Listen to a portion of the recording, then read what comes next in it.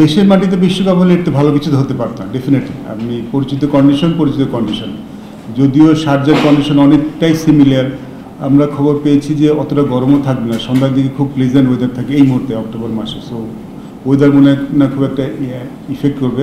আর শারজাতে প্রচুর বাঙালি থাকে, আমাদের সাপোর্ট তো আমরা বেশ ভালোই পাবো।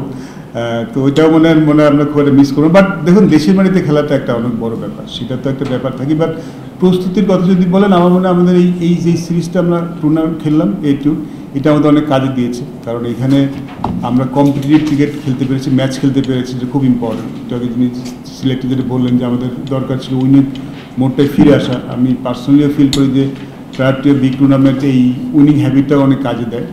আর এখানে থাকলে যে প্র্যাকটিসটা করতে পারতাম, এবার দেখুন এখানে বৃষ্টি হচ্ছে, হয়তো ম্যাচ খেলার জন্য অত ভালো প্রতিপক্ষ পেতাম না। তাহলে আমাদের ভালো করার জন্য যতখানি প্রস্তুতি নেওয়া সম্ভব সেটা আমরা নিতে পেরেছি।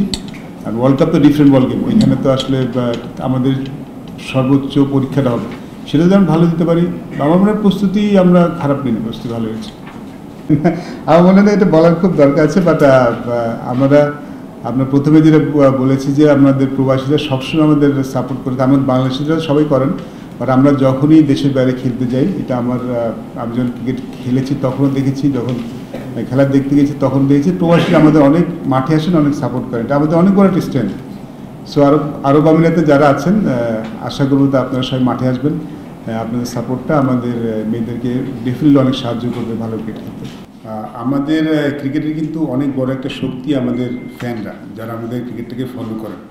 এবং আমরা দেখেছি শুধু দেশের মানুষ তো সবাই আমাদের ক্রিকেটটাকে ফলো করেন, কিন্তু আমরা যখন প্রবাসী যাই, প্রবাসী যারা থাকেন তাদের একটা অনেক বড় অংশ কিন্তু আমাদের ক্রিকেটটাকে ফলো করেন। তো দেখার বিষয় ছিল তারা আমাদের সম্বন্ধে কতখানি খবর রাখছেন। দেখছি সবাই খুব আগ্রহ নিয়ে তাকিয়েছে এবার বিশ্বকাপের দিকে। তো তাদেরকে আসলে তারা যে অনেকখানি সম্পৃক্ত থাকেন আমাদের দলের সাথে, সেটার জন্যই আমাদের আসলে এই প্রয়াসটা, যে তাদের কাছ থেকে স্কোয়াড ঘোষণা করাটা, এটা আসলে মূল উদ্দেশ্য ছিল।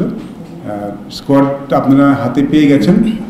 যদি আপনাদের কোনো কোশ্চেন থাকে স্কোয়াড নেই, তাহলে আমাদের এখানে আমাদের T20 আমাদের চিফ সিলেক্টর আছেন, উনি আপনাদের প্রশ্ন নেবেন যদি স্কোয়াড নিয়ে কোনো প্রশ্ন থাকে।